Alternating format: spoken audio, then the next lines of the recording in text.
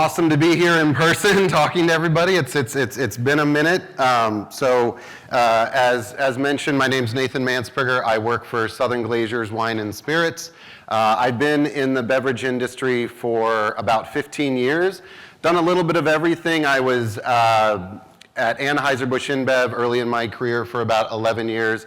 Worked with the distributor network, worked in the on-premise, worked on big data, worked on the route to market, trade marketing, and then had a really great opportunity to join ZX Ventures, which, if you don't know, is the global growth arm of AB InBev. Really amazing, went from like corporate to like corporate in the middle, when it comes to ZX. Really amazing opportunity. I was the head of e-commerce there. We were working on e-commerce 8 years ago, when it was like 0.25% of total sales, doing crazy things. I ran a Bud Light commercial for Minibar that ran on Hulu during the Super Bowl. It did not. It was a total waste of money. But it was really, we learned a lot. It was really a great opportunity.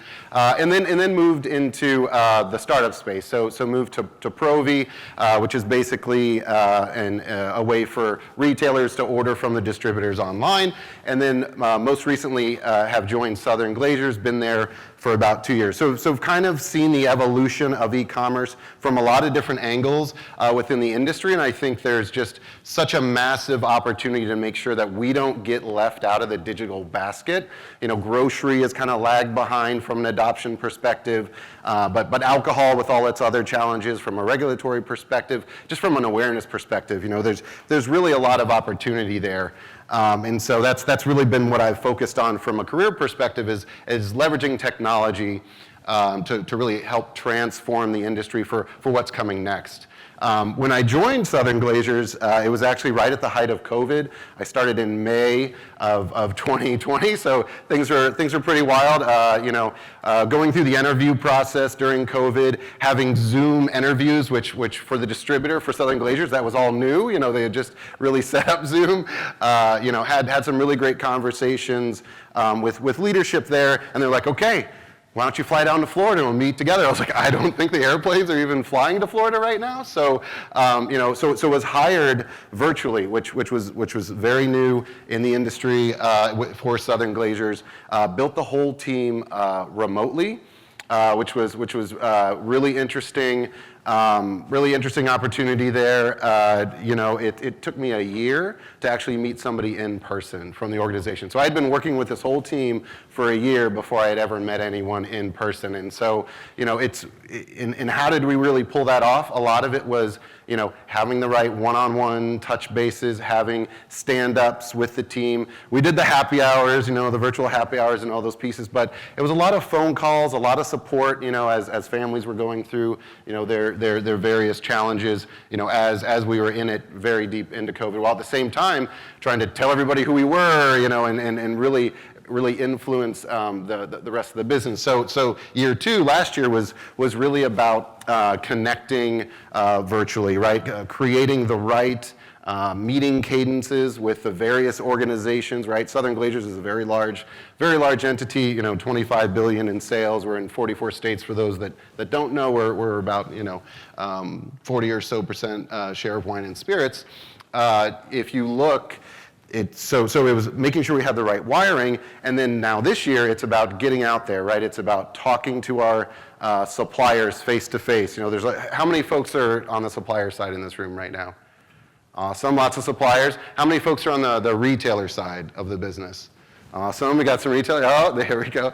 And then, how many are on the distributor side in the business? Right? So, oh wow, that's actually a lot more than I thought. So that's great. So it really is about getting together, having those conversations, really talking about the business and building like a joint business planning structure around it. And one of the questions that we get from our suppliers, because a lot of what my group does is focus on how do we help suppliers along their journey in this business, and then how do we put that all together to really have a compelling offering to support our retailer partners. The question suppliers always ask is, where should I put e-commerce within my organization? Where does it need to sit? And my answer is always wherever it's going to get the most oxygen, like wherever it can breathe and have the space to really figure things out. It's not as easy as just saying, hey, we'll just take an on-premise person and put them over to e-commerce, or hey, let's just throw it under national accounts and they'll figure it out. It really needs to have its own share of voice. My recommendation is put it as close to the sun as possible, because in reality they're going to be doing things differently. It's not the same playbook. You really have to talk to a bunch of different parts of the organization, and so it's really important that it's not the 20th thing on someone's list, because it's not going to get done, right? It's not going to have the space it really needs to grow and be successful. And then the next question is, okay, well, who am I going to hire for these roles? Like, what really makes sense? And my advice is, go hire the one person that really knows how to do this, that has a vision, that understands this space, and they'll recruit the right people, right? Be able to train the right people and be able to grow that organization, because it's really about being autonomous, right? It's a lot of asking the same question over and over and over again to various parts of the organization. You're lifting up a bunch of rocks, trying to figure out how all these pieces come together, because in reality, it's you really have to figure out the wiring. And one of the challenges that we've seen is e-commerce sits in a really amazing place where it's the intersection between sales, it's the intersection between marketing, digital marketing, operations, technology within your organization. To be successful in this space, you almost have to codify everything that you're doing as a supplier, as a distributor, connect that all to retailers, be able to have those conversations with retailers, be able to share that data back and forth with retailers, and that part is super important. In reality, you're building, especially on the distributor side, a little microcosm, right, of the business, because you have to have all the little pieces, they have to all be talking to each other to really be successful. And once you've done that, you have a really compelling offering, on the distributor side, right, for your supplier partners. On the supplier side, being able to connect better to your distributor and better to your retailers. And why is that important? Because everything is omnichannel. Everything is moved into Omnichannel. My team was split up into two separate teams. We called it the Omnichannel team and the Pure Play team. The Pure Play team was digital retailers that just operated online, like a wine.com. The Omnichannel side was, hey, here's Kroger, here's Walmart. They're moving online. They need to, they're trying to figure out e-commerce. But that's all changed. That's all changed in just the last few years, because an Amazon Fresh that was online only is now opening brick and mortar stores. GoPuff, right, acquiring Bevmo and Liquor Barn, having that in-person presence. So even DoorDash, right, that's looking at this space and actually having these dark stores. More and more, everything's omnichannel. So you, as a leader within e-commerce, really need to have that same wiring across the organization to be able to push that all the way down to the field level, right? And really make sure that you're activating your programs, 360 degrees, if you will. And that's what's so important. And a key fact is, in doing the research and really understanding how this space is evolving, Instacart, right? Who's ordered on Instacart before? Raise your hand. Okay, awesome. Instacart today has more outlets online that it services than there were outlets online before COVID, right? So that means you take Drizzly, Minibar, Instacart, all these outlets before COVID. Instacart today already has more than that before COVID started, right? So every single retailer is trying to figure out how they get their catalog online, how they get their offerings online so that consumers can order at their convenience, whether that's in-store, delivery, right, pickup. So it's really important to think of this holistically, and again, your e-commerce team really sits in a really unique position to influence that and to help drive the business.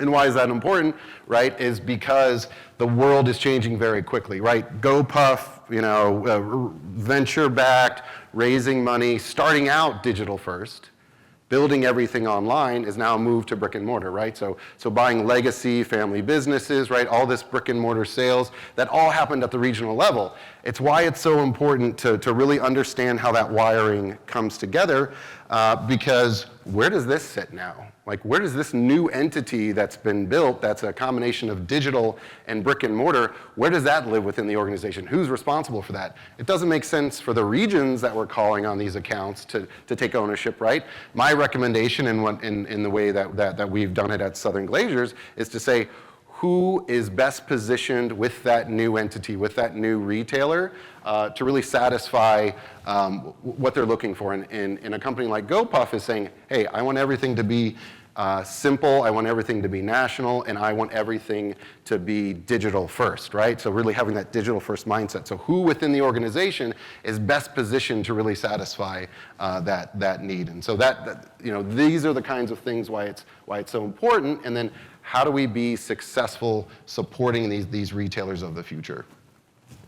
One of the big buckets that we've focused on at Southern Glazers is making sure we have the right digital catalog. We are not the creative force behind, right, the product images and everything else. The supplier is the source of truth, but we want to make it easier for suppliers to get all their content to retailers. And what's really evolved over the last few years is every individual supplier is sending their content via email, spreadsheets, I think some people are still handing out thumb drives, and some are leveraging tools like Salsify, right, to be able to actually connect directly to those retailers. And we're sitting here saying, hey, it makes a lot more sense to put that all in one place, right, to build a catalog, to make it easier for our suppliers to just connect with us and have that role as just like we as a distributor are in charge of the route to market, are in charge of merchandising, right, in brick and mortar, be able to be responsible for digital merchandising, right, being able to do the break fix and everything we need to do to make sure we get that content to the retailer, because if you don't have your product images at those retailers, if you're missing an image, you might as well be out of stock online, right? And there's a lot of folks that we've seen that are on the supplier side at varying different levels of having that digital marketing content. It's key, it's critical, and that's why we are here as a distributor to be a trusted partner, right? So when we look at digital marketing, we actually created our own in-house digital agency, right? We wanted to make it as easy as possible for our suppliers to be able to connect, to have access to those resources, to have the data, to understand the best practices, and to really have access to these digital marketing capabilities. A lot of those capabilities that really only the largest suppliers have been able to afford so far. We want to lower the barrier to entry to make sure that as an industry, right, we're performing well in this space and we're really helping our suppliers along the journey. So in this case with DRAM, which stands for the Digital Revolution of Alcohol Marketing, that's our internal agency, we have the capabilities to do your digital content, right? So as a supplier, you can plug in, we can connect you to the right vendor, and you can go buy that service very easily to optimize your digital content, to optimize your product descriptions, to make sure you're showing up better in that space, because otherwise, again, you're just gonna have maybe somebody at the retailer going and like taking a picture of the bottle and it doesn't look great, it doesn't show up, and you have all those gaps. Additionally, digital marketing is not just for e-commerce, right? It's really about digital enablement. It's really about making sure that when your product is being shown to consumers, whether that's online as they're doing research, whether that's a digital campaign, a digital ad, making sure that you're showing up in the right space, because that influences what the consumer is going to do. They may purchase that product right then and there online, but they also may go into the store, right? They also may be doing research about the product. They may be just shopping for price. So all that is really important to make sure you're showing up as well as possible in the online space, because it's not just about that one e-commerce sale. And then lastly, it's about being able to measure results, right? So I've done all the right things, I've got great content, I've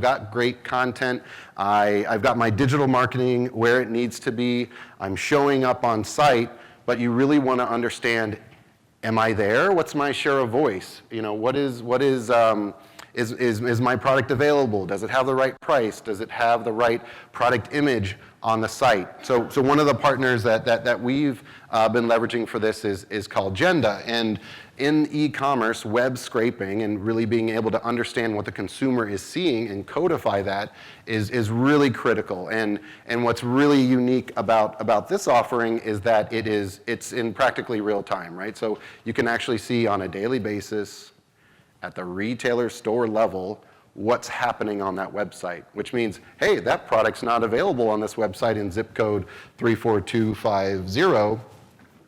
What are we going to do to close those gaps, right? So as a distributor, we're able to go and help that piece out. From a supplier perspective, understanding how pricing changes at the store level, at the zip code level, is really critical to understanding the business is how it's performing. So now when I was talking about Omnichannel, there's a lot of digital tools out there that can really impact the brick and mortar business, right? The brick and mortar store as well. And so that, again, kind of goes back to my point. If you're building your e-commerce team and they're touching all these different aspects of the organization, they're the ones that can pick up the ball and run with it when a new digital capability comes out, because they've already got the wiring, they're in the right position to execute it, and they understand how to have those conversations with retailers, right? They understand why the tools work, how the tools work, and so they end up becoming this center of excellence, right, for digital enablement. And that's really, where I believe that we need to go as an industry, again, to make sure we're not getting left out of the basket. A lot of these tools, a lot of these capabilities have already been built for CPG, right? That playbook's already there. So how do we leverage that, make it work for the BevAlc industry, and again, make sure that we're not missing out. And so that's all I have. Really appreciate everyone coming out and supporting. And with that, I want to see if there's any questions.